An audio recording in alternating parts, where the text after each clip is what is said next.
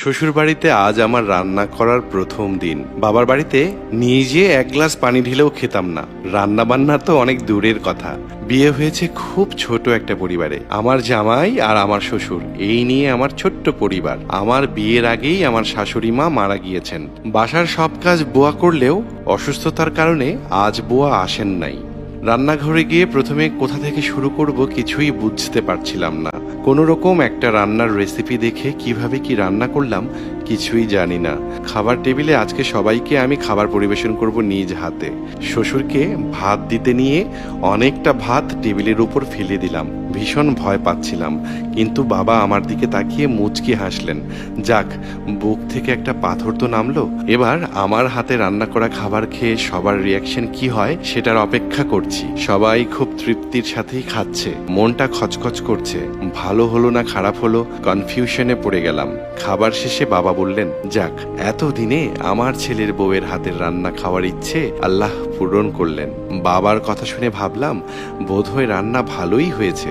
এই যাত্রায়ও বুক থেকে আরেকটা পাথর নামলো। সবার খাবার শেষ, আমি খেতে বসেছি। খাবার মুখে দিতেই সব খাবার জন্য মুখ থেকে উল্টো বের হয়ে আসার মতো অবস্থা। খাবারে এত লবণ দিয়েছি যে কয়েক গ্লাস পানি ঢাললেও লবণের স্বাদ কমবে না। সবজির মধ্যে এত ঝাল দিয়েছি আমি তো নিজেই ঝাল খেতে পারি না। হঠাৎ আমার মাথায় এলো, তাহলে বাবা আর আমার স্বামী এত ভালো করে খাবার কিভাবে খেলো?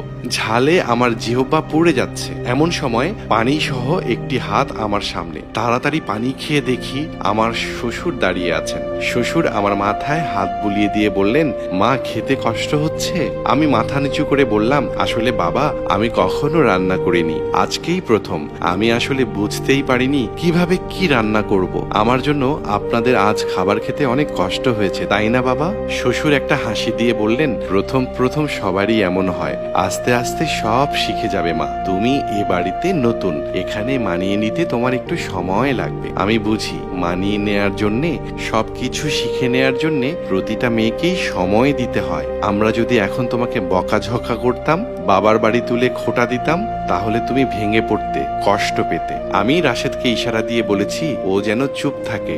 এ বাড়িতে তোমার প্রথম রান্নাটা যেমনই হোক পুরোটা খেয়েই তবে উঠতে হবে। জন্ম থেকে তো কেউ শিখে আসে না, সবাইকে শিখে নিতে হয়। তুমিও একদিন এমন রান্না করবে যে সবাই তৃপ্তির সাথে খাবে।